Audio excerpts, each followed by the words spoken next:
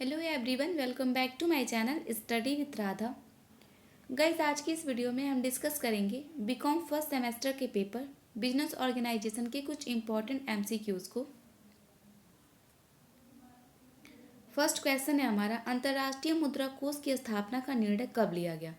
तो अंतर्राष्ट्रीय मुद्रा कोष यानी कि आईएमएफ का जो स्थापना का निर्णय था वो 1940 में लिया गया था। ठीक है, निर्णय 1940 में लिया गया था, स्थापना इसकी 1940 में नहीं हुई थी। ठीक है, नेक्स्ट क्वेश्चन है हमारा, आईएमएफ की स्थापना के लिए सम्मेलन कहाँ हुआ था।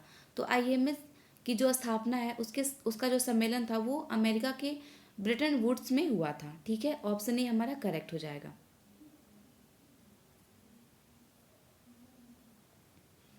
नेक्स्ट क्वेश्चन है हमारा, मुद्रा कोष की सदस्यता कौन प्राप्त करता है। तो मुद्रा कोष की जो सदस्यता है वो उसका जो मेंबरशिप है वो कोई भी देश जो नियमों का पालन करेगा, जो उसके जो रूल रेगुलेशन है उसका वो पालन करेगा, तो कोई भी उसकी सदस्यता प्राप्त कर सकता है। ठीक है, मुद्रा कोष का मेंबर बन सकता है। तो ऑप्शन सी हमारा करेक्ट हो जाएगा।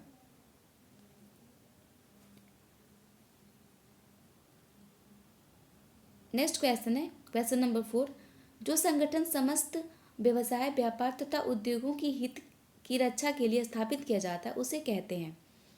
तो उसको हम व्यापार मंडल कहते हैं। ठीक है, और ये व्यापार मंडल जो है वो संगठन के समस्त व्यवसाय व्यापार तथा उद्योगों के हित की रक्षा के लिए इसकी स्थापना की जाती है। ठीक है, तो ऑप्शन बी हमारा करेक्ट हो जाएगा, व्यापार मंडल।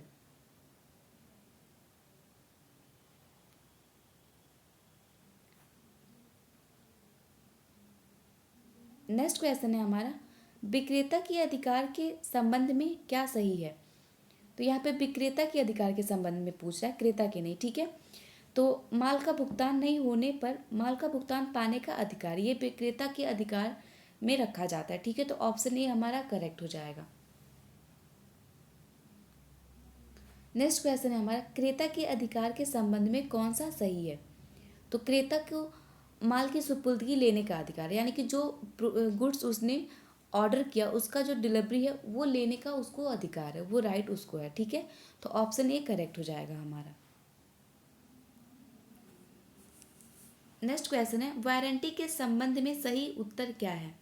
तो वारंटी के संबंध में जो सही उत्तर वो है, वारंटी तोड़ने वाले से हर्जाना वसूल किया जाता है।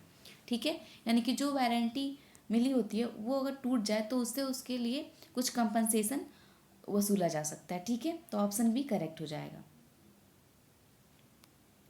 निम्नलिखित नेक्स्ट क्वेश्चन, निम्नलिखित में से कौन सा शर्त सही है। तो ऑप्शन ए हमारा कह रहा है, शर्त को तोड़ने पर शर्त तोड़ने वाले व्यक्ति के विरुद्ध दूसरा पक्ष मुकदमा चला सकता है। ये जो ऑप्शन है वो हमारा करेक्ट हो जाएगा। ठीक है, नेक्स्ट क्वेश्चन है हमारा, पैकिंग का उद्देश्य होता है।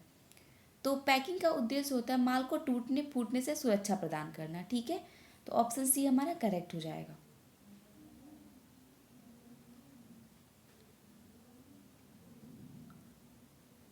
नेक्स्ट क्वेश्चन है, नगद बट्टा का उद्देश्य होता है। तो नगद बट्टा यानी कि कैश डिस्काउंट जिसको कहते हैं, उसका उद्देश्य होता है बिक्री की राशि नगद में पाना, यानी कि कैश में जो सेल का अमाउंट है तो वो कैश में उसको पाना चाहता है। ठीक है, इसलिए वो कैश डिस्काउंट भी देता है। ठीक है, तो ऑप्शन बी करेक्ट हो जाएगा। नेक्स्ट क्वेश्चन है हमारा, विक्रेता के अधिकार के संबंध में कौन सा सही है। तो विक्रेता के अधिकार के संबंध में क्रेता को माल की सुपुर्दगी लेने का अधिकार ये क्रेता के लिए सही है। सॉरी, यहाँ पे क्वेश्चन मिस्टेक हो गया है, यहाँ पे क्रेता के अधिकार में होना चाहिए। ठीक है, तो अगर क्रेता होगा तो यहाँ पे ऑप्शन ए हमारा करेक्ट हो जाएगा, माल की सुपुर्दगी लेने का अधिकार। ठीक है, नेक्स्ट क्वेश्चन है हमारा, विक्रय लेखा किसके द्वारा भेजा जाता है। तो विक्रय लेखा जो है वो एजेंट के द्वारा भेजा जाता है। ठीक है, तो ऑप्शन सी करेक्ट हो जाएगा, एजेंट। नेक्स्ट क्वेश्चन है हमारा, किस कंपनी में कम से कम 7 मेंबर होने चाहिए। तो जो पब्लिक कंपनी होती है, सार्वजनिक कंपनियां, उसमें कम से कम 7 मेंबर होने चाहिए।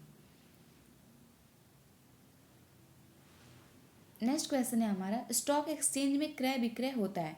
तो स्टॉक एक्सचेंज में प्रतिभूतियों का क्रय विक्रय होता है। ठीक है, पुरानी प्रतिभूतियों का जो ऑलरेडी सेल हो चुकी हैं, वो एक जो इन्वेस्टर होता है दूसरे इन्वेस्टर को सेल करता है, ठीक है।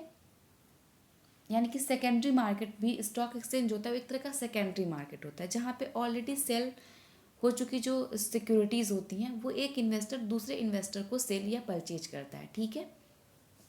डायरेक्ट कंपनी के थ्रू इन्वेस्टर को सेल नहीं किया जाता है। अगर डायरेक्ट कंपनी इन्वेस्टर को कोई सिक्योरिटी सेल करती है तो वो प्राइमरी मार्केट की कैटेगरी में आ जाता है, सेकेंडरी में नहीं, ठीक है। और स्टॉक एक्सचेंज जो होता है वो एक तरह का सेकेंडरी मार्केट होता है। तो यहाँ पे ऑप्शन डी हमारा करेक्ट हो जाएगा, पुरानी प्रतिभूतियों का क्रय विक्रय यानी कि एक्सचेंज। नेक्स्ट क्वेश्चन है हमारा, स्टॉक एक्सचेंज में व्यवहार किया जाता है। तो स्टॉक एक्सचेंज में स्टॉक एक्सचेंज के सदस्यों के द्वारा व्यवहार किया जाता है। तो ऑप्शन बी हमारा करेक्ट हो जाएगा। नेक्स्ट क्वेश्चन है हमारा, स्टॉक एक्सचेंज में लेन देन होता है। तो स्टॉक एक्सचेंज में केवल सूचीबद्ध प्रतिभूतियों का लेन देन होता है, यानी कि जो लिस्टेड सिक्योरिटीज होती है केवल उन्हीं का क्रय या विक्रय होता है, उन्हीं का ट्रांजैक्शन होता है स्टॉक एक्सचेंज में। जो अनलिस्टेड या फ्रॉड होने के चांसेस यहाँ कम होते हैं, क्योंकि जो भी सिक्योरिटी यहाँ पे एक्सचेंज होती है वो ऑलरेडी किसी न किसी कंपनी के थ्रू लिस्टेड होनी चाहिए, ठीक है। वो कंपनी भी लिस्टेड होनी चाहिए, ठीक है। तो यहाँ ऑप्शन सी हमारा सही हो जाएगा, केवल सूचीबद्ध प्रतिभूतियों का क्रय विक्रय हो सकता है। नेक्स्ट क्वेश्चन है हमारा, प्रतिभूतियों के सूचीयन के लिए आवेदन किया जाता है। तो प्रतिभूतियों की सूचीयन यानी कि उनको लिस्टेड करवाने के लिए स्टॉक एक्सचेंज में आवेदन कर सकते हैं, सेबी के कार्यालय में कर सकते हैं, कंपनी के रजिस्ट्रार को कर सकते हैं। तो यहाँ पे ऑप्शन डी हमारा करेक्ट हो जाएगा, इनमें से कोई नहीं, ठीक है। इनमें से हम किसी के पास भी इसका आवेदन नहीं कर सकते हैं।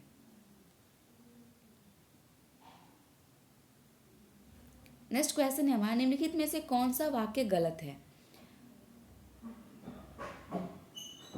तो पहला ऑप्शन कह रहा है तस्करी व्यवसाय है। दूसरा कह रहा है वाणिज्य और उद्योग व्यवसाय में सम्मिलित नहीं है। तीसरा कह रहा है बैंक डकैती व्यवसाय है। तो ये सारे ही ऑप्शन गलत है, ठीक है। तो ऑप्शन डी हमारा करेक्ट हो जाएगा, सभी गलत हैं। नेक्स्ट क्वेश्चन है हमारा, व्यवसाय की सफलता के लिए आवश्यक है। तो व्यवसाय की सफलता के लिए सबसे जो इम्पोर्टेंट एलिमेंट है वो है पर्याप्त पूंजी, ठीक है। इनफ कैपिटल का होना ज़रूरी होता है। अगर कैपिटल हो जितना कि चाहिए हो कंपनी के इस्टाब्लिशमेंट के लिए या बिजनेस के इस्टाब्लिशमेंट के लिए, बिजनेस के अच्छे से ऑपरेशंस के लिए, तो उतनी कैपिटल होनी चाहिए, ठीक है। तो यहाँ पे ऑप्शन सी करेक्ट हो जाएगा, पर्याप्त पूंजी। नेक्स्ट क्वेश्चन है हमारा, किसी व्यवसाय की सफलता के लिए एक व्यवसायी में निम्नलिखित में से किस गुण का होना आवश्यक है।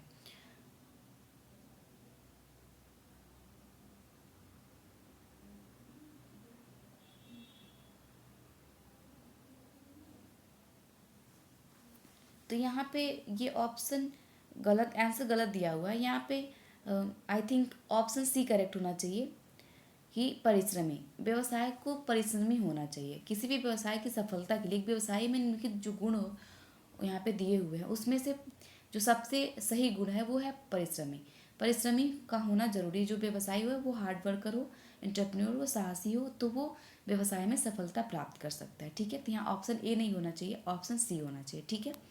तो इसे आप लोग करेक्ट कर लीजिएगा। तो आई होप आपको ये सारे क्वेश्चन समझ में आए हो। मिलते हैं नेक्स्ट वीडियो में। Thank you, have a good day.